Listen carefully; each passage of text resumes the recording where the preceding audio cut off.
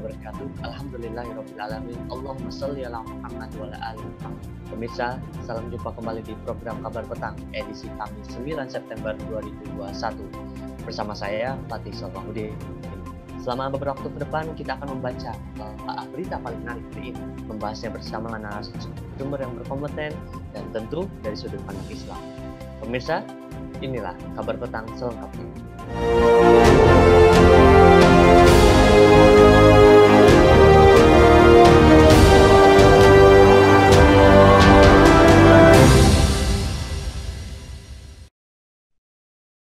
Taliban mengumumkan kabinet pemerintahan interim dengan nama resmi Islamic Emirate of Afghanistan. Pemimpin tertinggi Taliban, Hibatullah Akhundzada, menyatakan bahwa pemerintahan ini akan menjunjung tinggi syariat Islam. Saya meyakinkan kepada seluruh warga negara bahwa para tokoh pemerintahan akan bekerja keras menerapkan aturan-aturan dan syariat Islam di negara ini. Tutur Hibatullah Akhundzada saat mengumumkan pemerintahan Afghanistan sebagaimana dikutip oleh kantor berita AFP. Akhundzada memastikan bahwa kepemimpinan baru Afghanistan ini akan membawa perdamaian, kesejahteraan, dan pembangunan negara. Islamic Emirate tak punya masalah dengan siapapun, ucap Akhundzada. Sebagaimana dilansir dari The New York Times, Islamic Emirate Afghanistan ini sebenarnya bukan nama baru. Saat Taliban berkuasa pada tahun 1996 hingga 2021, Taliban juga menggunakan Islamic Emirate of Afghanistan sebagai nama pemerintahan. Patokan pemerintahan kali ini pun sama, yaitu menjunjung tinggi syariat Islam. Meski demikian, belum diketahui seketat apa Taliban menerapkan syariat Islam dalam pemerintahannya kali ini. Apa konsep negara yang dibangun Taliban sebenarnya? Apakah pengaruh Amerika Serikat masih kuat di Afghanistan? Dan bagaimana skenario baru Amerika Serikat di Afghanistan? Dan bagaimana masa depan Afghanistan di bawah kepemimpinan Taliban?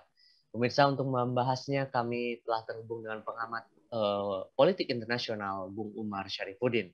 Assalamualaikum Bung Umar. Waalaikumsalam Bung Fatih. Bung Umar, bagaimana kabarnya? Alhamdulillah sehat Bung Fatih. Semoga Bung Fatih juga dalam keadaan sehat dan masih semangat. Amin, amin ya rabbal alamin. Baik, Bung Umar, boleh saya langsung untuk ke pertanyaan pertama pada diskusi kita di program Kabar Petang kali ini, Bung. Ya. Bung Umar, apa konsep negara yang sebenarnya dibangun oleh Taliban? Apakah konsep maksud saya Islamic Emirate of Afghanistan adalah sebuah solusi konkret bagi Afghanistan?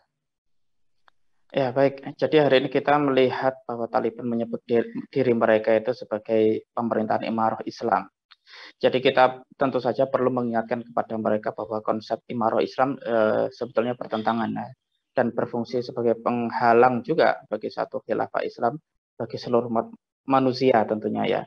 Seharusnya memang tidak ada batas untuk menahan atau untuk menunda-nunda penerapan hukum Allah Subhanahu wa taala untuk bisa diterapkan dan disebarluaskan ke seluruh dunia. Dan insya Allah Afghanistan itu sebetulnya memiliki potensi yang kuat untuk menjadi titik awal ya untuk hadirnya satu sistem yang itu didambakan oleh rakyat Afghanistan. Sehingga para pemimpin negara Imarah Islam yang baru, mereka harus menyadari bahwa negara Islam, jika itu dikatakan sebuah negara yang dengan stempel Islami, maka tentu saja konsekuensinya adalah harus menerapkan Islam di seluruh bidang kehidupan dan membawa syariat Islam itu ya ke seluruh kebijakan dalam negerinya. Dan berikutnya juga membawa Islam ke seluruh dunia. Jika sebagian kecil Islam itu dilaksanakan, sementara disembunyikan atau tidak diterapkan di sisi lain ya, tentu saja itu akan sangat merusak legitimasi negara Islam dan berikutnya adalah menurunkan ya status pemerintahan dari Islam menjadi bukan Islam lagi, sehingga umat Islam perlu ekstra waspada untuk tidak melakukan berbagai penyimpangan. Dan berikutnya juga semua perjuangan untuk mencari muka kepada dunia internasional, yaitu mencari legitimasi dunia, terutama negara-negara barat, khususnya Amerika Serikat, maka itu adalah langkah yang perlu diwaspadai, karena tidak patut orang yang mendedikasikan dirinya dengan namanya Imarah Islam, tetapi mereka masih melanggar Islam dan mereka berusaha untuk mencari ridho dari Amerika yang dulu itu pernah menjajah mereka, sehingga umat Islam juga perlu menyadari berbagai pernyataan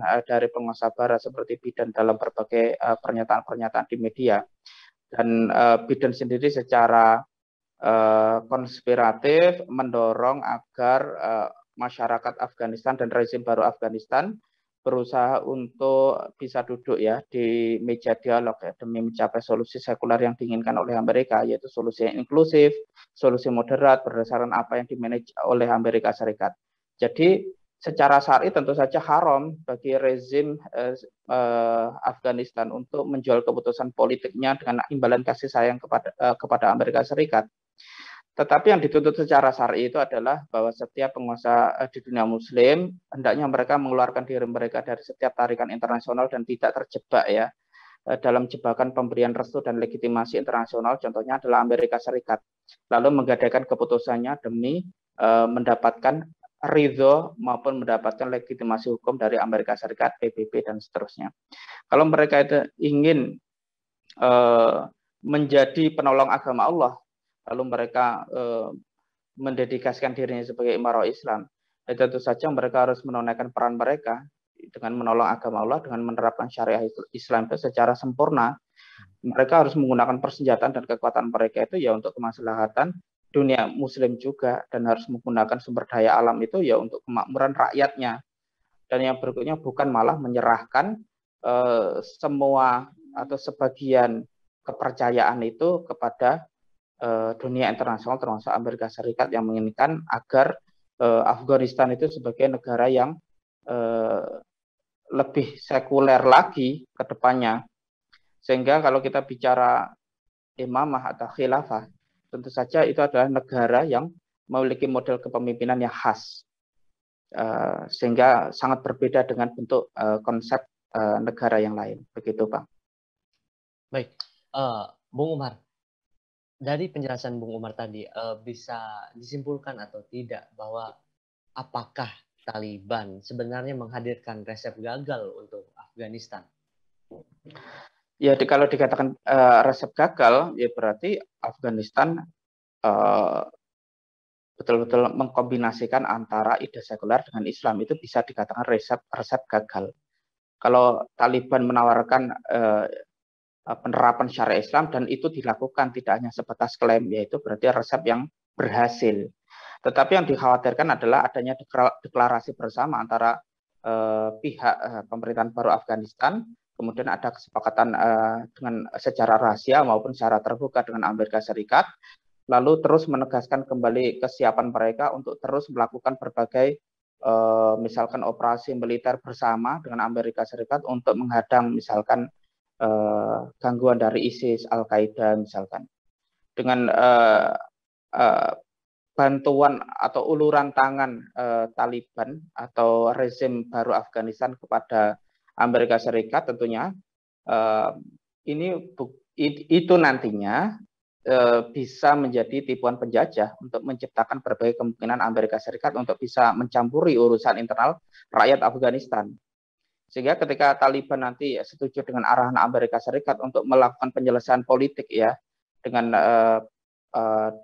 elit politik Amerika Serikat, tentu saja itu hakikatnya sama saja dengan melawan rakyat mereka sendiri. Jadi tidak boleh ada intervensi asing ketika sebuah negara yang sudah menyatakan dirinya berdaulat, lalu mereka melakukan revolusi ekstra parlemen, kemudian mereka masih menjadikan inisiatif Barat itu sebagai bahan pertimbangan utama. Tetapi dengan menolak segala usulan penjajah, dengan segala menolak negosiasi para bonekanya sendiri, dan memastikan bahwa Afghanistan itu tidak dilemahkan oleh berbagai tarikan maupun tekanan internasional, setidaknya itu angin segar baru bagi rakyat Afghanistan. Tetapi kita juga tentu harus paham bahwa manuver yang menipu dari Amerika Serikat untuk terus mengkonsolidasikan pengaruhnya di wilayah Afghanistan itu akan terus dicoba. Sehingga kita tentu saja dan seluruh dunia tentunya tidak ingin sejarah terus berulang, masih saja sejarah yang lama itu muncul, yaitu sejarah imperialisme peradaban kapitalis sekuler ya, yang terus melakukan berbagai penindasan baik secara fisik maupun non fisik. Dan hendaknya rezim baru Taliban ya betul-betul bisa mengusir ide-ide dan pengaruh korup dari peradaban sekuler Barat.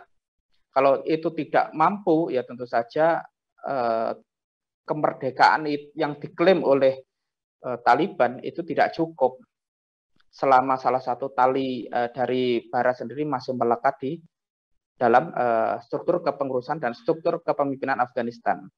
Sehingga Afghanistan tidak akan pernah bisa terbebaskan dari narasi busuk penjajahan yang terus dicoba oleh Amerika Serikat agar bisa masuk terus dan langgeng di Afghanistan dan termasuk di dunia muslim sekitar Afghanistan.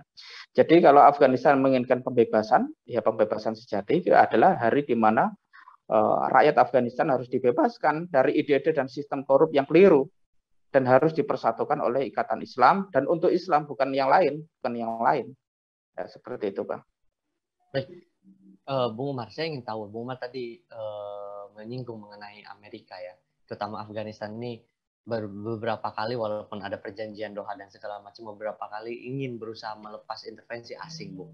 Nah, untuk saat ini, Bung Umar, bagaimana hubungan antara Amerika Serikat dan Taliban saat ini? Apakah pengaruh Amerika Serikat maksud saya masih kuat di Afghanistan, dan bagaimana skenario baru Amerika Serikat di wilayah tersebut?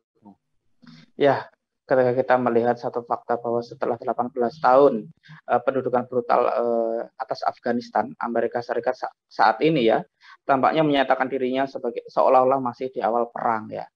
Seolah-olah bahwa dunia itu sekarang itu sudah normal kembali.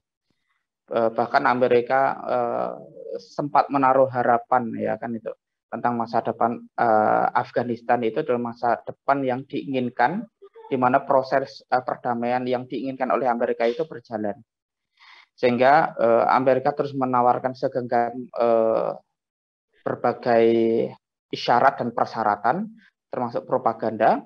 Dan yang berikutnya adalah Amerika berusaha untuk membawa ya pemimpin baru di Afghanistan hari ini ke meja perundingan ya, sehingga melalui proses perdamaian yang berikutnya adalah terus dalam berbagai caranya Amerika berusaha untuk menyibukkan Afghanistan ke depan ya, bisa jadi begitu ya, bisa jadi karena itu kan sesuatu yang terprediksi ya kan. Amerika akan menyibukkan peran pemerintahan baru Afghanistan ini agar bisa ditarik dalam kutub Amerika, apakah berusaha untuk memerangi kegiatan ISIS yang ada di Afghanistan maupun berbicara tentang kembalinya Al-Qaeda, termasuk Amerika Serikat berusaha untuk memainkan perannya NATO, ataukah mereka berusaha untuk menetapkan proyek-proyek soft power ya, soft approach, dan berikutnya juga dalam rangka memperluas ya pengaruh Afghanistan dalam koridor perang dingin Amerika Serikat dengan antara Amerika Serikat dengan Cina maupun Rusia, sehingga Amerika Serikat berusaha untuk menarik Afghanistan ke dalam ini ya geopolitik Asia Tengah, setidaknya membawa pengaruh baru ya agar Asia Tengah itu tidak dalam kutub Cina maupun Rusia. Sehingga kita akan bisa memprediksi bahwa rakyat Afghanistan tentu saja tidak akan pernah bisa mendapatkan harapan seperti perdamaian, keamanan, kemakmuran, termasuk keadilan, apalagi terus termasuk pembebasan negara dari imperialisme yang terjadi ketika rezim baru Afghanistan mengikuti arahan Amerika. Yang ada adalah bayang-bayang teror dan pendudukan secara non fisik ya, itu akan terus berlangsung, sehingga kita khawatir, dunia itu akan khawatir ketika Amerika terus memancing konflik sektarian, dan kemudian di mana rakyat sendiri, rakyat Afghanistan dan Timur Tengah juga tidak berusaha untuk memikirkan secara mendalam dan secara intelektual untuk memahami solusi Islam ideologis, padahal itu adalah pilihan yang positif ya, bukan pilihan yang pragmatis. Sehingga pilihan ini adalah pilihan yang bisa mendudukkan Timur Tengah ini tidak dalam kutub Amerika Serikat dan NATO, melainkan kaum muslimin bisa menggunakan sumber daya Islam sendiri bisa menggunakan SDA sendiri, sumber daya alam secara maksimal, maka mereka harus berusaha melawan pendudukan dan kolonialisme itu untuk mengusir musuh-musuh mereka, lalu berusaha untuk mendirikan sistem yang sesungguhnya yang bersama-sama kaum muslimin di wilayah itu untuk mendasarkan dirinya pada ideologi Islam semata dan tidak terjebak berbagai skenario kotor Amerika Serikat atas wilayah Afghanistan dan sekitarnya. Begitu, Bu. Baik, Bung Umar. Untuk saat ini, Bung, Afghanistan banyak dibahas di mana-mana, Bung, dan nampaknya banyak memberikan harapan terutama bagi umat Islam, Bung. Nah, mengapa posisi Afghanistan itu begitu penting bagi kekuatan global dan regional, Bung? Ya, kita melihat bahwa Afghanistan hari ini kan merupakan negara yang terus diperburutkan oleh negara-negara Barat, ya kan? Karena Afghanistan sendiri memiliki sumber daya alam yang luar biasa besar. Jadi secara geopolitik maupun geoekonomi, Taliban hari ini memiliki Afghanistan hari ini memiliki kartu pengaruh yang cukup signifikan. Jadi kita melihat bahwa Afghanistan secara historis menjadi bagian dari real estate karena wilayahnya itu membentang sekali di Asia Selatan, Asia Tengah, Asia Timur, dan berikutnya juga ada Rusia dan kemudian ada Cina. Jadi posisinya ada di tengah-tengah, di mana akses di Afghanistan begitu banyak, ya, banyak wilayah, sehingga Afghanistan bisa kita katakan sebagai jantungnya Asia. Jadi siapapun yang memerintah di Afghanistan itu penting sekali bagi kekuatan regional dan global manapun. Yang berikutnya kita melihat bahwa geografi Afghanistan memang cukup penting ya bagi kawasan negara Barat. Ya. Jadi mereka yang menginginkan kekuasaan yang stabil atau menginginkan antek yang stabil, ya mereka harus menguasai Afghanistan. Bagi mereka yang menginginkan kesepakatan yang di mana itu mampu menguasai Afghanistan, maka mereka harus merebut berbagai kunci-kunci kekuasaan Taliban. Apakah itu ketua suku, kepala suku, ataukah oposisi kuat di Afghanistan maupun pemerintahan yang sah di Afghanistan. Karena Afghanistan hari ini memiliki sumber daya yang belum dimanfaatkan secara signifikan, ya, seperti litium, ya itu contohnya. Dan itu mendukung sekali ke teknologi hijau, di mana Cina dan Eropa itu berebut untuk membutuhkan sumber daya litium ini untuk kepentingan ekonomi mereka dan menempatkan Taliban pada posisi yang menguntungkan. Sehingga Cina hari ini maupun Rusia termasuk Eropa berusaha untuk menarik kepemimpinan baru Afghanistan ini agar berada dalam kutub mereka, agar menjadi mitra mereka, berusaha untuk melepaskan diri dari ikatan dari Amerika Serikat. Jadi kita melihat bahwa Afghanistan sendiri adalah pusat berbagai proyek infrastruktur dan energi yang penting di kawasan Asia dan berusaha untuk dikuasai, ya, oleh banyak sekali negara kapitalis raksasa yang rakus dan tamak. Sehingga mereka berebut untuk bisa bekerja sama dengan Taliban, sehingga menempatkan Taliban dalam posisi yang lebih kuat lagi di masa kini maupun di masa depan. Sementara Taliban hari ini cukup berbahaya, ya, kalau kita lihat, karena dikelilingi banyak sekali kepentingan buruk serigala-serigala kapitalis yang cukup lapar, sehingga Taliban sebetulnya memiliki kartu untuk dimainkan dengan kemampuan dan kemauan politiknya yang tepat.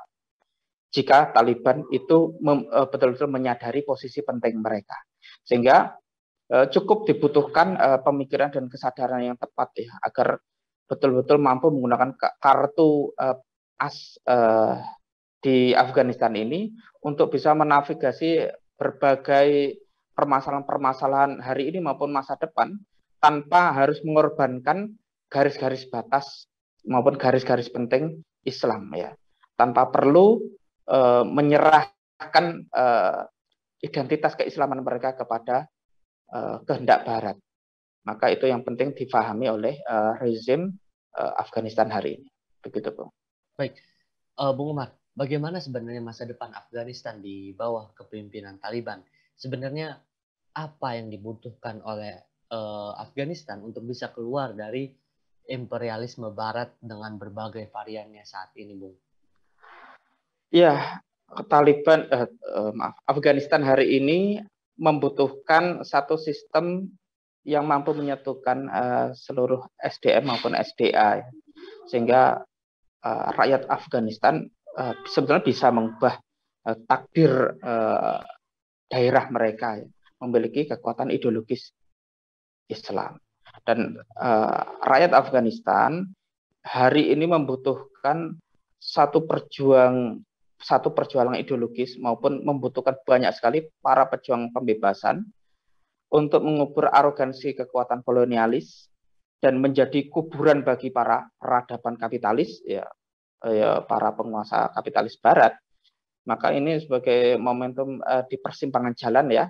Maka kalau ini tidak disadari oleh para pemilik kekuatan di Afghanistan, tentu saja akan menjadi sangat terlambat, sehingga untuk memulainya lagi di masa yang akan datang itu semakin berat lagi. Padahal Afghanistan ini punya potensi untuk menyatukan Pakistan, Asia Tengah, sehingga bisa menjadi satu kekuatan yang betul-betul bisa menghantarkannya menjadi adidaya baru. Namun kita melihat berbagai godaan visi, ya, berbagai godaan ideologis, baik hari ini yang menjangkiti penguasa Pakistan maupun sekelilingnya, ya, termasuk hari ini menjadi ujian ideologis bagi penguasa Afghanistan. Ketika mereka tidak memiliki visi yang jelas, tentu saja kita bisa membayangkan masa depan wilayah Afghanistan ini menjadi masa depan yang terus bergantung pada salah satu kekuatan kolonialis. Sehingga kita juga khawatir bahwa masa depan ini akan terus dimanfaatkan dengan cerdik oleh Amerika Serikat maupun Cina. Karena itu para penguasa di lingkaran Afghanistan maupun Pakistan, contohnya, ya, mereka sebetulnya bisa, ya, melakukan proyek besar, proyek yang bisa menyelamatkan negeri mereka dari berbagai tipuan, kamuflase maupun rekayasa kolonialis. Tentu saja mereka harus menyadari diri mereka dan harus memanfaatkan kekuatan umat, lalu menyatukan potensi sumber daya manusia dengan mengamankan seluruh kepentingan rakyat itu pada visi Islam, bukan visi sekuler atau visi klaim Islam, tetapi hakikatnya adalah bukan Islam. Sehingga ini yang perlu disadari oleh berbagai pemilik kekuatan maupun militer, ya, khususnya, yang mereka bisa menjadi orang yang bisa menentukan perubahan di wilayah Afghanistan dan sekitarnya. Tentu saja membangun dominasi regional di wilayah regional itu menjadi sangat mudah kalau tentu saja harus dimulai dengan proses yang benar. Tentu Islam menjadi solusi dalam perjalanan mereka untuk menjadi sebuah negara raksasa adidaya dan negara yang maju di dunia tanpa harus melibatkan diri mereka pada skenario maupun rencana-rencana busuk Barat. Begitu, Bro. Baik, terima kasih Bung Umar Syarifuddin telah hadir di Sama-sama, Bro. Kabar Petang pada hari ini. Pemirsa Kabar Petang, semoga Anda mendapatkan banyak manfaat dari acara kami. Sampai bertemu lagi di jam dan channel yang sama setiap hari. Jangan lupa untuk subscribe, like, dan share channel ini. Akhirnya, saya Fatih Salahuddin bersama kru yang bertugas mohon undur diri. Wassalamualaikum warahmatullahi wabarakatuh.